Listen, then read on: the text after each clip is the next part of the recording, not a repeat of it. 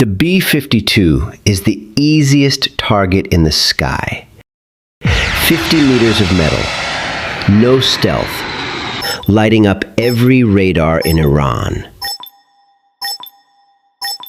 So why is it flying straight over the country with a belly full of bombs and not a single missile leaves the ground? Iran spent years building one of the densest air defense networks in the region, overlapping radars, long-range batteries, and mobile launchers that hide, move, and fire without warning. A B-52 is the worst aircraft you could send into that. It's huge, it's slow, and it's completely visible. On radar, it's the size of the building it looks like. The last time American crews pushed these bombers through active defenses was December 1972 over Hanoi, and North Vietnamese missiles brought down 15 of them in 11 days. The lesson was brutal and simple. You don't send the fortress where the enemy can still shoot back. Yet that is exactly where it's going now. To understand why, you have to get inside the cockpit. The flight began hours earlier and a long way off. The B-52s running these overland JDAM strikes weren't coming from the Gulf. Public imagery from March 2026 showed them leaving and returning to RAF Fairford in England. Call it the better part of a day in the air, out and back, held together by aerial refueling. There are 5 people up front: a commander, a co-pilot, a navigator, a radar navigator who handles the bombs, and an electronic warfare officer whose whole job is to listen for any radar reaching toward them. The cockpit isn't cinematic. It's cramped, loud enough that you talk over the headset, and half the instruments are old round dials with a few newer screens bolted in among them. The airframe is older than every man flying it, in some cases older than their parents. There's a line people in the Air Force actually use. The jet you're flying might be the one your grandfather flew.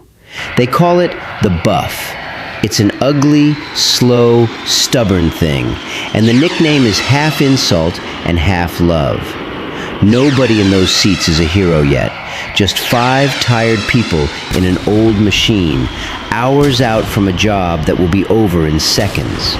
Most of the flight is routine. Engine noise, refueling, checklists run and run again, fuel numbers ticking down. And all of it runs on timing.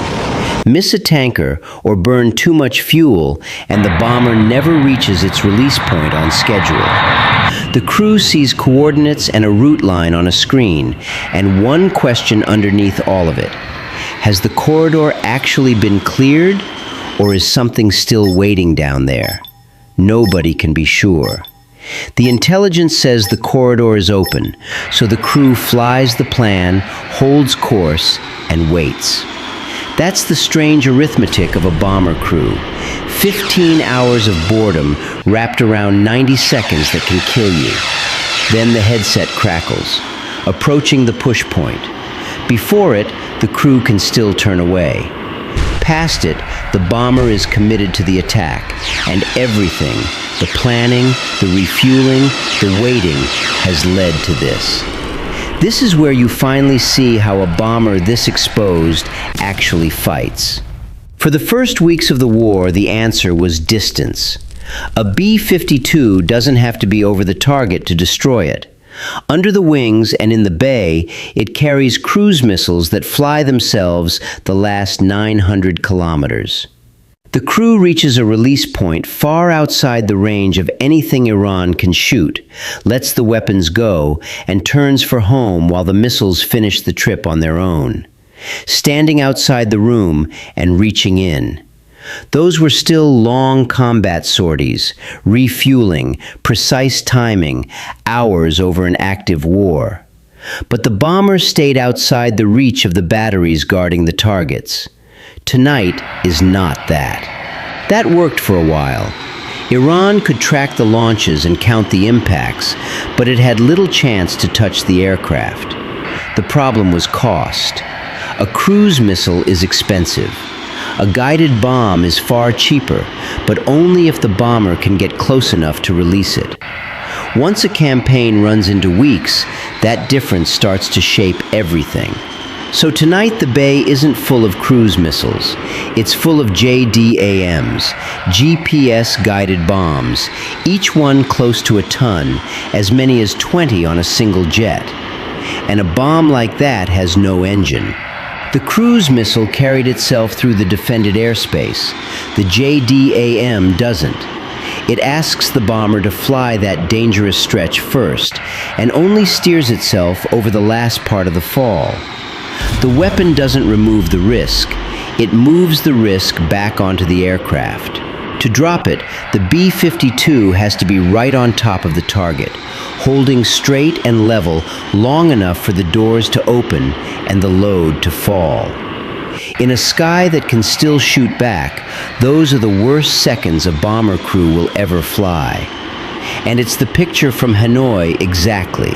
The big, slow, predictable bomber over hostile ground, the shape those 15 crews were flying when the missiles found them. Everyone in the cabin knows that history. The small talk stops. The electronic warfare officer goes quiet over his display.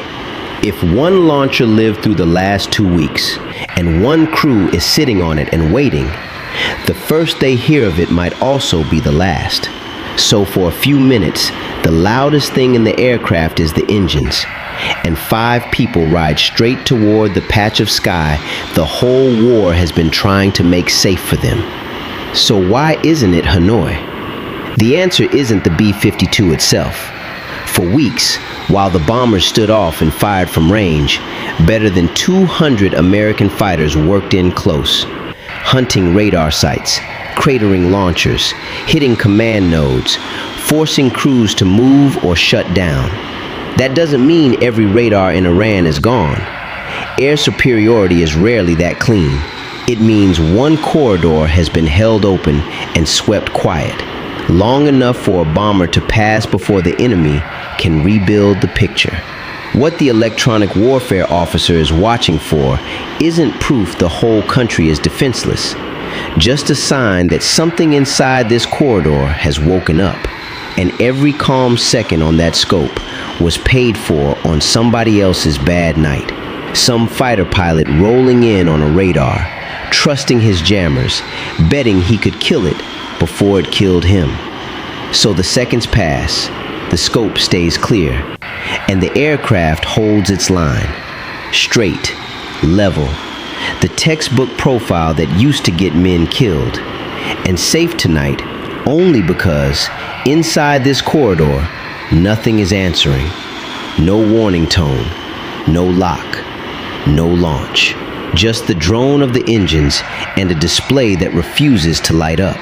For a crew raised on the story of Hanoi, that silence is the most unnatural sound in the world. A final targeting update reaches the aircraft. Coordinates confirmed. The radar navigator sets his finger on the release. Bombs away. The doors open and you feel it before the instruments show it. The aircraft going light, lifting as the weight leaves. The odd stillness of a bay that was full a second ago. The JDAMs fall away and steer down onto their coordinates. A missile plant, a drone workshop, one piece of the machine Iran uses to keep fighting. The crew never sees the flash. There's nothing to watch for anyway. Confirmation comes later, through other sensors and other people. The bomber's job was to release on the right coordinates and leave. And it's already turning west. For the radar navigator, it's over in seconds. Weeks of planning. Most of a day in the seat, and the part that actually mattered took a handful of seconds and one word. The doors close. The sound settles back to normal. And then, it's just a long, quiet flight home. There's no celebration. The commander banks, settles onto a heading back west, and that's it. Hours to home in the same seat, the same noise, the same cold coffee. No swell of music, just 8 engines carrying 5 worn-out people back toward England, and the knowledge that tomorrow night somebody else flies the same run. It would be dishonest to call that the bombers' win alone. The B-52 only crossed Iran because a lot of other people spent weeks reducing the danger first. That isn't a weakness unique to this aircraft. It's how a large strike package works. Fighters, jammers, intelligence platforms, tankers, and planners open the airspace. The bomber brings what none of them can: a heavy load, long range, and the ability to hit many aim points in a single pass. It doesn't have to be the fastest or the stealthiest thing in the sky.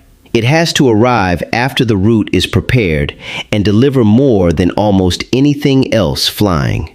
But the limitation hasn't gone anywhere. Put a B-52 in front of an intact modern defense network, and the odds turn against it fast. It comes home not because it can't be hit, but because the thing that would have hit it was already gone, and its own crew and jammers cover whatever margin is left. Hanoi and Iran are 50 years apart, and the core problem is the same. A bomber can carry extraordinary power, but it can't ignore the defenses between itself and the target. Stealth changed what a bomber could survive. It never changed what a B-52 is. So, back to that shape crossing Iran in the dark. Radar has it the whole time. It keeps coming anyway, because by the time it flew, the threat inside its corridor had already been reduced enough for the mission to go ahead. That's the real trick of a 70-year-old fortress. It doesn't beat modern defenses with speed or stealth. It survives on timing, support, and scale. And once the route is open, it does the one thing it has always done better than anything else: carry an enormous load a very long way and let it go. As of late July 2026, the campaign over Iran is still running. Even after the B-52s rotated home from England, the strikes have gone on for weeks, so check the latest before you treat any one night as the end of it. The bomber's role may pause or shift or come back, but the aircraft stays in the mix because nothing built since offers the same combination of range, payload, and endurance, which leaves one question. The B-52 was designed in the Cold War, built before most of its crews were born, before some of their parents were born. And America still hasn't built the one aircraft that replaces everything it does. Is that because it's still that good, or because the basic demands of war have changed far less than the machines around it? Tell me where you land in the comments, and subscribe if you want to keep flying these stories. Because next time we take off, in its opposite. A bomber built not to wait for the sky to go quiet, but to cross it before the enemy ever knows it's there.